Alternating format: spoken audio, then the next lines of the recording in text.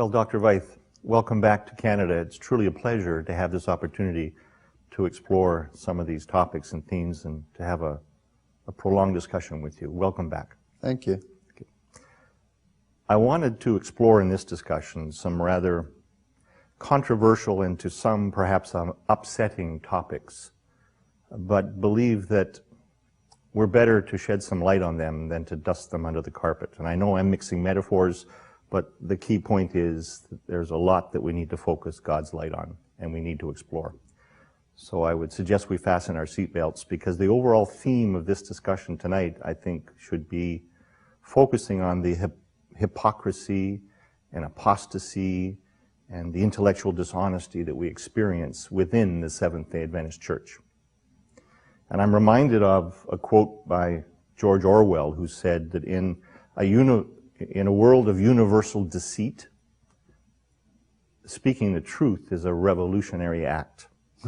And I wonder if you could comment on that, thinking of the Adventist Church supplanting the word world. Well, truth is often sacrificed on the altar of expediency, isn't it? And sometimes our relationships become more important than the truth, and we might lose our focus. It could happen. I believe that we as a church are in a tumultuous state. But then, of course, there was a war, and the war started in heaven, and that war is still raging, and we are told in Revelation that the focus of the war will be within this church. So if we don't see the war within the church, there must be something wrong with the church. But it's not intuitively obvious at first inspection, because the conventional wisdom is to view the church as a sanctuary. In fact, the word sanctuary is used where the services are held in the Seventh-day Adventist Church. And sanctuary means to most people a place of protection and security, a haven away from conflict and controversy. And yet that's not what we experience in the church. Well, Jesus said he didn't come to bring peace, but a sword. And decisions will have to be made. I almost feel like our church has become like a boat where everybody builds a gangplank to set up his pet theology or theory, and someone else sees that the boat is leaning over to one side, sets up a gangplank to the other side to balance it, and eventually everybody's got gangplanks and nobody's in the boat. A good analogy. A good analogy. Well, maybe before we pursue those thoughts further, I want to establish some fundamentals. And the first one relates to the perception that and the understanding and the belief by Adventists that the Seventh-day Adventist Church is the true end-time remnant church. Yes. Could you explore and expand on that assertion to get us started, please? Well, I've just done a series on the church. Probably the hardest series I've ever done in my life. And it is not intended to be divisive, but to be conciliatory, to bring people back to brother and sister relationships, which will be a tough thing to do, because as you have mentioned, there's so much distrust, there's so much alienation. There have been probably floods of tears in some of the conflicts that we see. But I think God is calling a people back. And this church, prophetically, is the final church. This church, typologically, is the final church. So that's a very important aspect to me.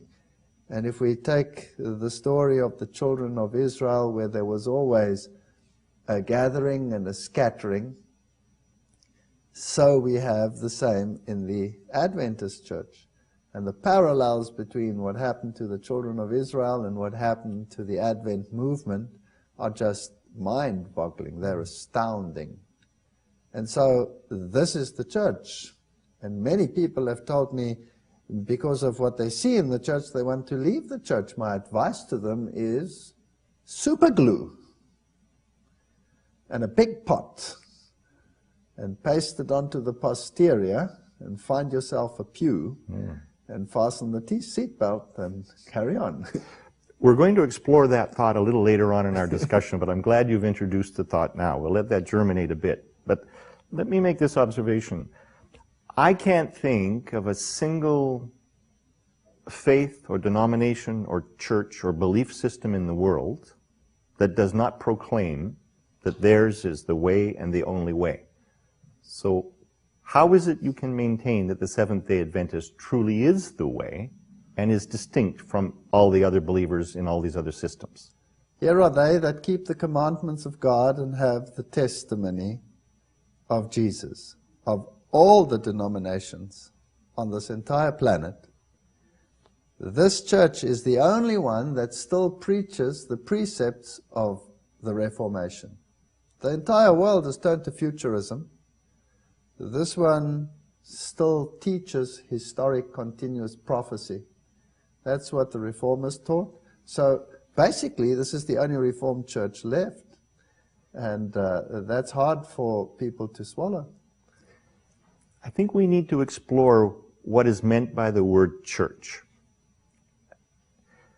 To many, church means the concrete and steel and the furnishings, the dwelling within which you come to worship and fellowship. Yes. To others, the church has a broader definition, and in essence it means this collection of true believers and followers and lovers of Christ. Yes. So if we accept that latter definition, which I think is supported by the Bible, and if we accept that in the Adventist principles, that it's not just Seventh-day Adventists that will be saved in the second coming.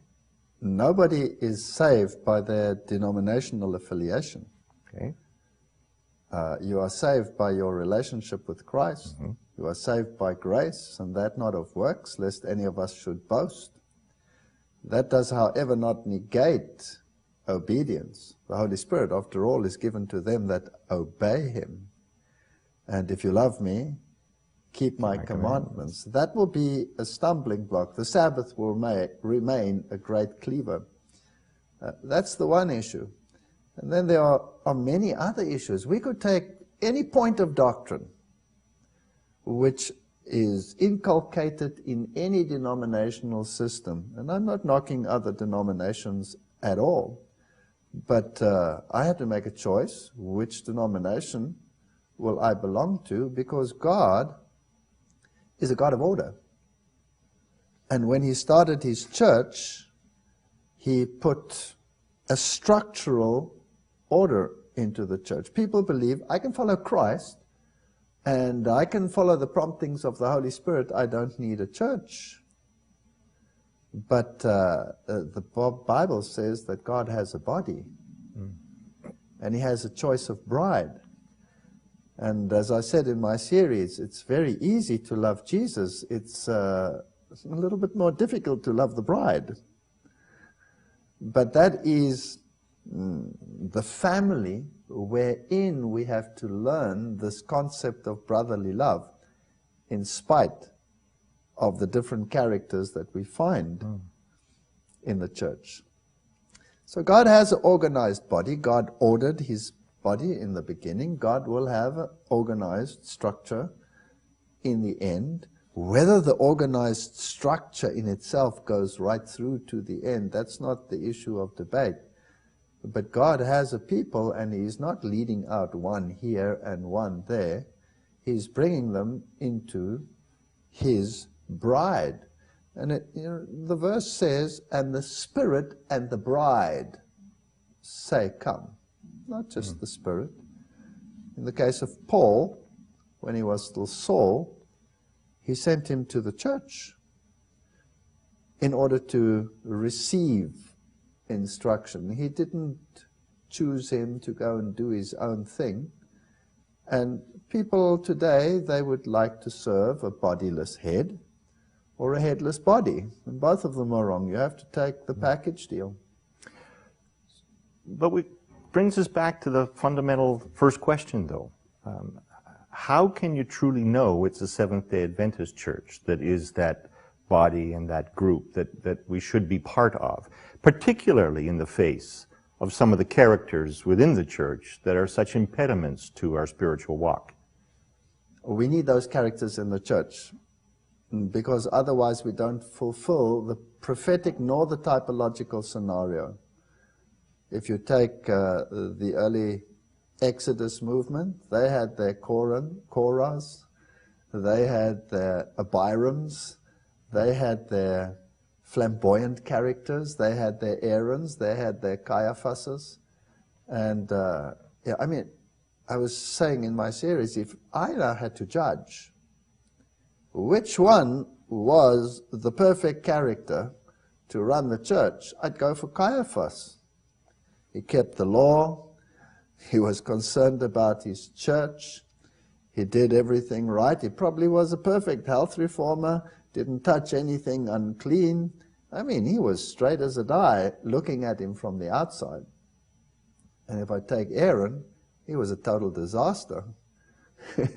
He brought in playing in the fields, probably brought in a couple of bands and a little bit of rock music and made a golden calf and had everybody dance around it. And I would say this man's a total disaster. He's an apostate, and relegate him to eternal damnation. And I'd be dead wrong. But I'd be judging by my human standard and not by God's standard. Of course, there was repentance and change of heart. We mustn't leave that out. Mm-hmm. Most surely, as the Bible teaches, it's not our role and job to do the judging. That's God. No, it's not our and job. That's blasphemy. But we know what the standards of behavior are.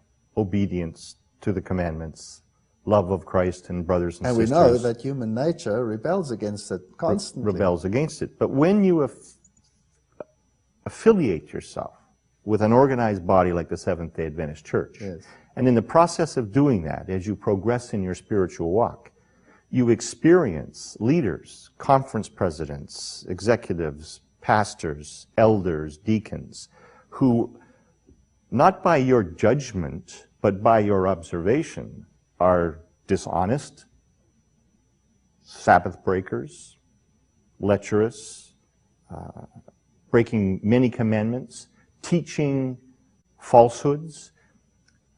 In the face of that apostasy and hypocrisy, how can you stay committed to that organization if the leaders themselves, who are supposed to be the spiritual guides, are such fallen creatures?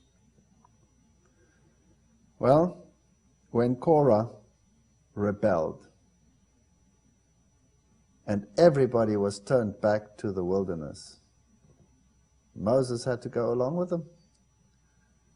He wasn't separated as something better, as a reform movement that could finish the job. He identified with these people. Daniel said, "We have sinned." They were a brotherhood in spite of their differences. Jeremiah wrote the Lamentations. He didn't leave the church. Now, I would certainly leave the church if I didn't know this was the prophetic movement. Even if it wasn't for the great lines of prophecy which tell me that this is it, and this is what's going through to the kingdom. And I didn't know that Laodicea doesn't have a candlestick removed from it and passed on to some other organizations like the other churches, but that there will be a shaking and a spitting out rather than a coming out. Then I would certainly be shaken by what I see in the world and what I see in the churches. But let's face it, if I take this gangplank scenario of mine, the problem is not only on the liberal side.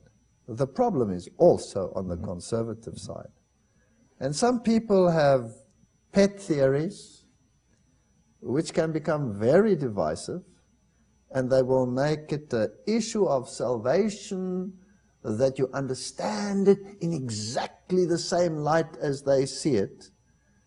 And some of these issues concern the Godhead. Some of these issues concern the nature of Christ. And who will ever, on this side of the divide, understand the Godhead in its fullness? Who will ever be able to comprehend how that Godhood manifested itself in human flesh and identified with our weaknesses, and yet didn't lose hold of the divinity? These are issues where we can create all kinds of scenarios, and people elevate these things to the point of salvation issues, or salvation by diet. Is there such a thing as salvation by diet? God has given us an excellent lifestyle, and we have divides in the church, those that eat this way and those that eat that way, and never the twain shall meet. And is that what God intended? Wouldn't it be nice if we could lay these issues aside, do what is right, leave the consequences to God?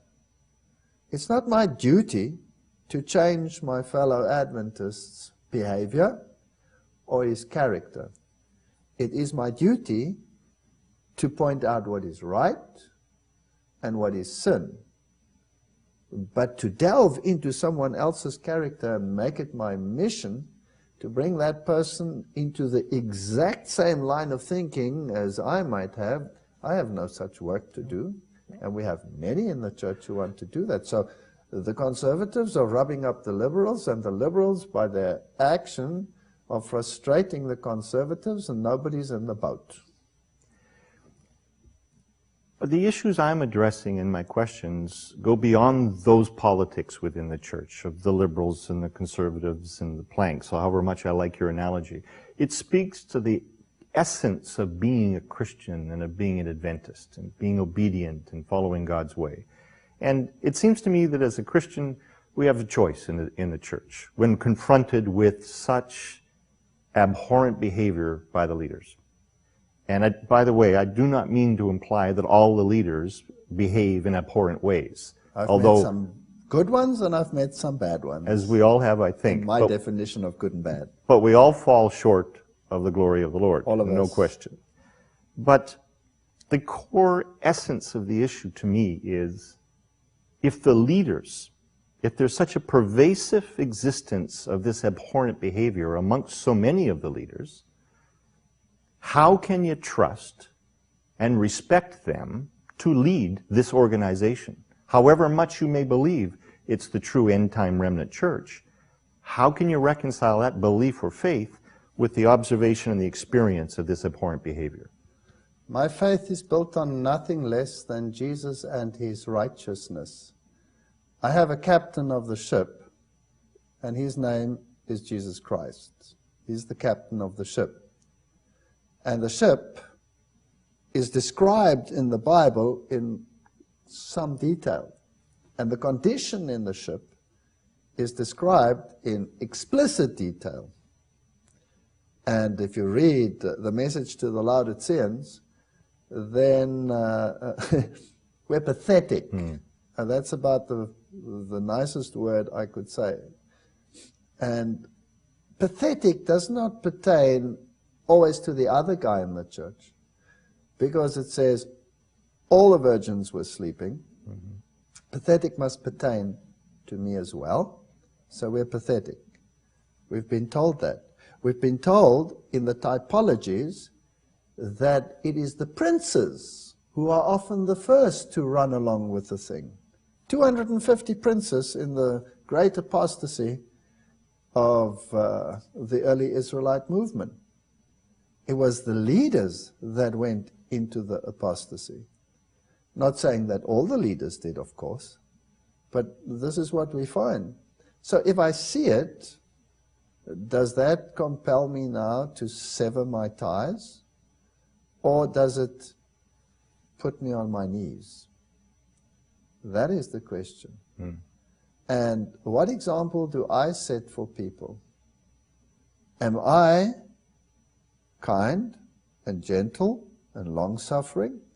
Or am I aggressive and vindictive? And let's face it, we all go through stages in life, don't we? And sometimes we are somewhat more boisterous and tempestuous than we should be. And at other times we might be too reserved and should actually speak louder. So we have to figure this out in our personal relationship with Christ, even in the church. And if I serve under a Pharaoh who is blatantly apostate, then I must try and shine the brighter. Because people look at people, unfortunately. They're looking at the wrong examples. They should look at Jesus. And we have the guidelines. We have the spirit of prophecy. We know what is right. And if people reject the spirit of prophecy, they have a serious problem, but it's their problem. It reminds me of a quote in George Knight's book that I'd like to read you and ask you to comment on. And that comment you just made is a good segue to that. And he talks about sanctified arrogance. Yes. This is a quote from his book, The Apocalyptic Vision and the Neutering of Adventism. Yes. And I quote, he says, "When a church becomes politically correct in all its claims, and when it loses a proper amount of sanctified arrogance regarding its mission, it manages to neuter itself, even if it continues to brag about its potency." That's a pretty profound statement. I quite like that. How does a church neuter itself? It's if it refuses to follow the dictate of God to come out and be separate. There is this habitual urge to integrate with others, to not be different, to not be the odd one out. And our church is no different from any of the others in regard to that issue. The Israelites were constantly mingling with the other nations, incorporating their styles of worship. I mean, and the Adventists are masters at it, running to the other nations and incorporating what they have in there, and then not wanting to be the odd one out, not being the singular, straight-laced extremist that doesn't want to rub shoulders with the others, that think they are a cut above the rest. And that's where the problem lies. But the fact of the matter is, truth cannot be compromised. The Sabbath remains the Sabbath. Our doctrines remain our doctrines. If we take one doctrine alone, besides the Sabbath, the immortality of the soul. I mean, what denomination out there doesn't preach the immortality of the soul? Now, the whole efficacy of the plan of salvation fails right there. Because if there is immortality, then Christ died in vain. Why should he die to give me life if I have it anyway? The whole Christian philosophy falls apart and shatters on that very point. And this is where Adventism cuts across these lines of thinking and totally obliterates them, and they have no argument against it. And so the only other thing that they can do is to swallow us up in their ecumenical setups, to try and tell us that we should be behaving more like sisters than some superior individual out there. And it will never ever work. It cannot work, because we're as far removed as the East is from the West from each other. And they have neutered themselves by trying to be politically correct. But in the face of that, to dwell on this term a bit more, sanctified arrogance to me is a very eloquent way of describing righteous rebellion against error, against what is not judged to be wrong by the observer, but what is known to be wrong by anyone who compares the behavior against the standards set in the Bible. But so many times, certainly in my personal experience, in my walk with the church and with the leaders and others who I know, the experience has been, as soon as you stand up as the little boy at the parade and say that the emperor is wearing no clothes, however mild or meek you may be in making that proclamation, or aggressive or assertive, you are criticized and attacked for being, back to the original comment, a revolutionary because you're speaking the truth. Yes. So it's not for us to sanctify ourselves, but it is our role, I believe, as Adventists and as Christians, to proclaim that the emperor isn't wearing clothes. Would you agree? I think it is our duty, and if you take the messages of Elijah and the antitypes of the Elijahs, John the Baptist, their message was pretty straight. Mm-hmm. They rebuked kings, they pointed to the law, they pointed to the fact that nobody is saved because of their genetic genealogy, and those are the issues that need to be preached at the end of time as well. But it's interesting to me that the Jesuits, in their thinking, say that the individual does not rise above, or may not rise above, the society in which he lives, because that is a recipe for conflict. And what happens at the individual level must also apply to the church. The church may not rise above the norms and thinkings of society, or else, or even the society of churches, or else that would be construed as arrogance. Mm-hmm. And that arrogant head must be chopped off. And I think we have leaders in the church, and this is the crux of the matter with some of the leadership. They are so scared of losing the head, of it being chopped off, because of the zeal of members wanting to fulfill the Elijah role. So the structure tries to keep the structure intact at the price of sacrificing the preaching of truth. Mm-hmm. Mm-hmm. And that's a dangerous concept. But Satan is a very busy fellow. He'll take the zealous ones and put them into such a fever pitch and put so many doctrines of salvation in there that in the end it becomes blurred as to what our exact mission is. We as a church need to get back to focus. What is our mission? We must preach Christ and Him crucified, and we must preach Christ the King, who is a lawmaker. If Adam and Eve lost the Garden of Eden because of disobedience, it would be inconsistent for God not to claim obedience for a return to the Garden of Eden. Isn't that logical? Mm-hmm. Those are the key issues that this church stands for. And if those key issues are put aside by the powers that be out there, then we can have nothing to do with it. That's our message. That's what we must preach. So my appeal to all of those who are zealous about all the apostasies, focus on the key issues. Start putting aside the side issues. Mm-hmm. Is everybody eating right?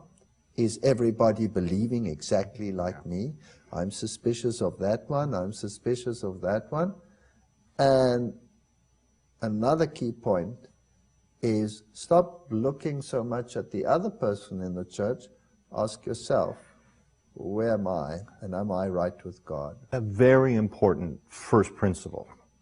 I think in German there's a phrase, and I don't remember the German, but when you point your finger at someone else, there are 3 fingers pointing back at you. That's right. But as Christians and Adventists, unless we're willing to be intellectually dishonest with ourselves and with others around us, which I don't think is a good attribute of a Christian or an Adventist. Yes. On fundamental issues like honesty of pastors that don't teach the Word, not because it's of how it's done, but because of what is said. It contradicts the spirit of prophecy, contradicts the Bible. Yes. Those types of experiences, it's not about the politics of conservative versus liberal, it's not about how you're parting your hair, it's not about what your diet is, whether you wear jewelry. None of those, quite frankly, in my opinion, irrelevant sidebar issues. The fundamental issues of leaders in the church that lie to the congregation, teach error and untruths, lie to their elders and to the other leaders in the church, those to me are the fundamental flaws and fracture points within the Adventist church. And from my personal experience, it's been an abhorrent experience with pastors and leadership in this conference who have been intellectually dishonest, have been preaching untruths, not based on Bruce's judgment, based on a clear comparison to the Word. And yet in the face of trying to proclaim the emperor wearing no clothes, the reaction is more lies, more deceit, more hypocrisy, more apostasy. And it is a very troubling phenomenon within the Adventist church that I have experienced here in British Columbia. And from what I read and discussions with others, it's not restricted just to the BC conference. Yeah. Would you agree that it's not restricted to the BC conference? It's become a universal problem. Right. From the very poorest countries, where you would imagine that some of the issues couldn't possibly exist, right up into the first world countries, we have the same problem everywhere. And it's become a question of semantics. We argue the points of the 28 fundamental beliefs, and I have seen in committees groupings around a fundamental belief that they all agree on the fundamental belief that are so diametrically opposed to one another, if you take the evolution-creation debate, because they will just redefine the words and say, for example, a day to them means millions of years, but a day to them means 24 hours. And so let's unify on 6 days quite happily, but dare put in literal 24 hours, then there's no unity. So we have these little issues where we have words and statements which seem to be unifying and yet are anything but unifying. I have no creed except the Bible. I have no beef with the 28 fundamental beliefs as they read, but as I've seen them debated, they make anything of it that they want to, whereas the Bible and the spirit of prophecy, to me, is the ultimate criterion. And so if it says in 6 days, the spirit of prophecy will tell me those are literal 24-hour periods. And if I have the two of them together, I cannot go wrong. If I go to the grammar of the Bible and the word yom and the this and the that, it's also a 24-hour period. So to me, the issue is put beyond doubt by the spirit of prophecy. To someone else, the spirit of prophecy is marginalized, and then you end up without a compass, floating any which way the wind blows. And I think that's the problem in our church. And we have been given a gift in this church, which is supposed to be a compass. It doesn't supersede the Bible, but it certainly makes certain issues fundamentally clear, which would be very hazy without it. And I remember when I became a Seventh-day Adventist, one of the points of doctrine that I acclaimed before I was baptized was that I accept the spirit of prophecy. And if our institutes and our higher institutes of learning would once again look at those issues and bring their staff in harmony with it, because that is what Adventism is all about, 90% of the problems would disappear. And we don't do that. We don't do that. We allow every wind of doctrine for the sake of peace when there is no peace. Not a good advertisement for the Seventh-day Adventist Church if one of our missions is to bring people to the light. I've heard that too, yes. But, you know, I've seen both sides of that coin as well. We have zealous people who want to bring certain issues to light. And they will use methods that might be very abrasive. So there is a truth, but there's also a way of presenting it. So I've seen leadership be offended by people doing their own thing, but often more the method of doing it than the content of what they are spreading. So these are issues, I don't know, we're all human and we're going to have this problem probably till the end of time. So there again, there are two sides of a story. But I'm one who believes in truth, and truth should not be compromised. And there's a specific life and death issue. You either accept the mark of the beast in the end, or you don't accept the mark of the beast. And the mark of the beast is not just, you know, a law that is going to be enacted and you fall either on this side or on that side of that law. It involves the entire plan of salvation. It involves your entire allegiance to God. And if we could preach this doctrine aright, and look at ourselves again, and not preach necessarily only the letter of the law, but the substance thereof, then we'd have fewer problems within the church.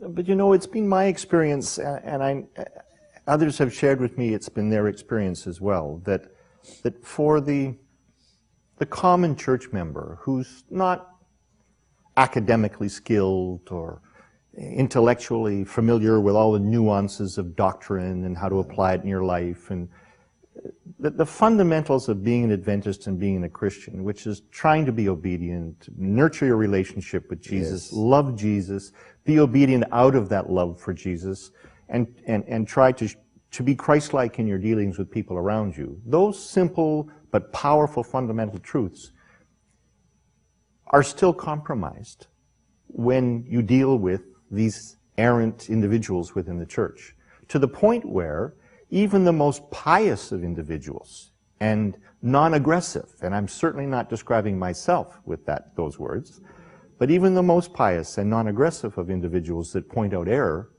are jumped on and muffled, and the issues are swept under the rug. So it leads me to this question. How pervasive in the worldwide Adventist church, how pervasive is that problem? You know what? I found it, as I said, even in third world countries, fourth world countries, I found this issue. What is becoming a matter of grave concern is the issue of absolute control. If we are called as children of God, we are accountable to God. The early disciples, they were called in by the Sanhedrin. They were beaten, and they were told not to do this and not to do that and not to do the other. And they said, we must obey God rather than men. Everybody who is called into this church is a child of God. And if I read my Bible correctly, every single one of them receives a gift from God. And every one of them has to give an account of how he works with his talents, whether they are few or whether they are many. Why is it that we seem to have more and more a spirit where someone assumes the right to dictate how the talents must be used? And that is something that is developing more and more in the church. It is a spirit of popery, if I could say it like that. And that is incredibly divisive, because we have been bought with a price. And that is a very dear price. And we cannot be sold into a situation where absolute control is handed over to someone who has also been bought with a price. And the Bible clearly says, it shall not be so unto you. You shall not lord it unto others. So that is a major problem that is sticking out its head. We must start realizing that we are individually accountable to God. That doesn't mean that we should disrespect leadership. But when leadership is in conflict with truth, then I must obey God rather than man. Most certainly God is the ultimate authority.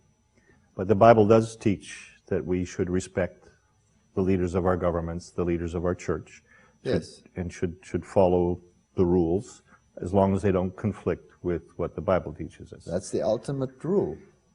And it's a simple choice to choose God and the ultimate word and the ultimate authority. But it's not so simple in the face of this, what I would call the eroded credibility that exists with our leaders, because it's eroding rapidly. The floodwaters are flushing down the valley, and the sands and the rocks are tumbling away.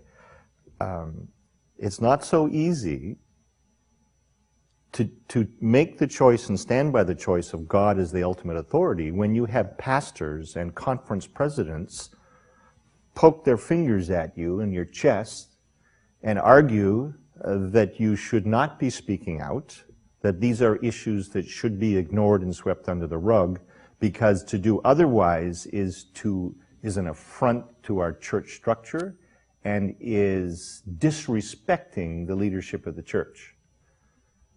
Well, it's probably happened to me more than to most others. And I have this policy: do what is right and leave the consequences to God. And there are points where you say, all right, do they have a point or don't they have a point? Is that which I am presenting divisive, or is it not divisive? That's something that you have to wrestle with, and wrestle with God in order to determine. But when it comes to fundamentals of our faith and the pillars of our faith, they're not negotiable, and they will never be negotiable. Even if conference presidents tell you they should be? No matter who gets up and tells you, if the fundamental is at stake, it's not negotiable. You must obey God rather than man.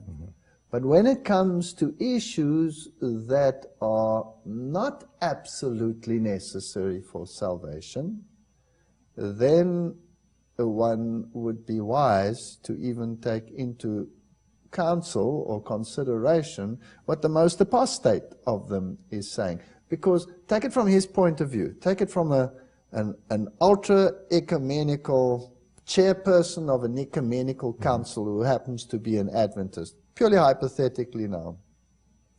What is his beef? I have to protect the image of my church as being this strange, odd, singular, aggressive entity. And I will do everything in my power to protect that image. He's going to suppress the preaching of the little horn powers. He's going to suppress the second angel's message with every fiber of his being. And then those who have the instruction to preach it and those that wish to protect the structure are going to be at an impasse. There's just no way around that. And then let it be so.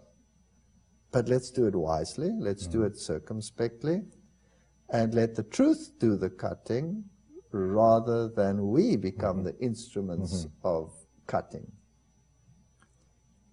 There will be a shaking in this church.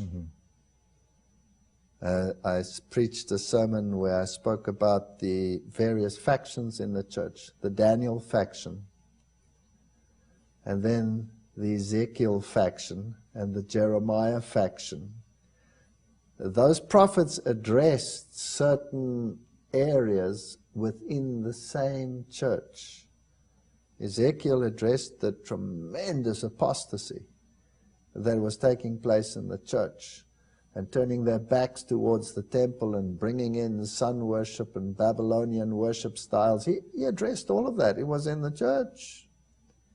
And Jeremiah was speaking with the top structural leadership and telling them, you cannot follow the road that you are following. They ripped his document apart, they threw it in the fire, they put him into the dungeon, they put him into the stocks. I mean, they didn't treat him too well.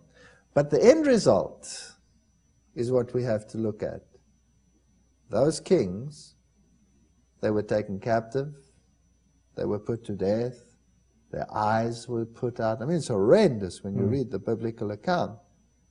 And yet, the door of the jail of Jeremiah was opened, and he was set free. So, in the ultimate judgment, God is the one who will take care of all of this. And then I use another example.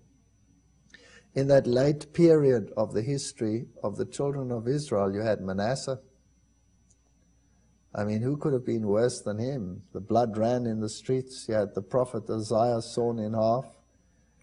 And Isaiah died thinking, this is the most evil king that ever ruled. He is going straight to perdition. And you have to face him in heaven and say, what are you doing here? Yeah, so who's the Manasseh? Who's the Caiaphas? Who's the Aaron? And we have to weep between the porch and the altar for all the evil that is done in Israel. But you know, standing up and proclaiming that the emperor has no clothes can be motivated. That action can be motivated by a number of factors. One of them could very well be... Most emperors don't have clothes. Definitely don't have clothes at the moment. Unfortunately, though, most people think they see clothing, and that's the problem. But the motivation to proclaim the obvious from the simple observational powers of a child can, in the church context, can be self-glorification, self-righteousness. Look at me, look how important and intellectual and discerning I am. Yes. So it could be very selfishly motivated. Sure. On the other hand, the factors could be selflessly motivated. Things like, I see my church being torn apart by an errant pastor. I see congregation members leaving this particular church and going to others. I see the heartache and the tears and the denied opportunity for new converts to come and be baptized because of the behavior of a pastor in terms of his dishonesty and violation of commandments. In that circumstance, the sanctified arrogance that Knight talks about is justified. You have to do something to preserve the church, even if it's just to point out the obvious. And yet, even if it's selflessly motivated, none of us are perfect. And however much we try to do it, it'll never be done as perfectly as it could have been done by Jesus. Absolutely. But now let's go back to the typology. In the time of Elijah, when he was preaching, Jezebel had the Baal priests and the Asherah priests and all those sitting at her table well under her control. And we find Jezebel, of course, in the middle church of the book of Revelation. And where were God's true heralds? They were locked up in caves. they were hidden away, and they were secretly fed. And God seemed to tolerate that situation until it became intolerable. And for 3.5 years there was no rain. That didn't mean that the dancing of the Baal priests ceased. But it didn't bring any rain.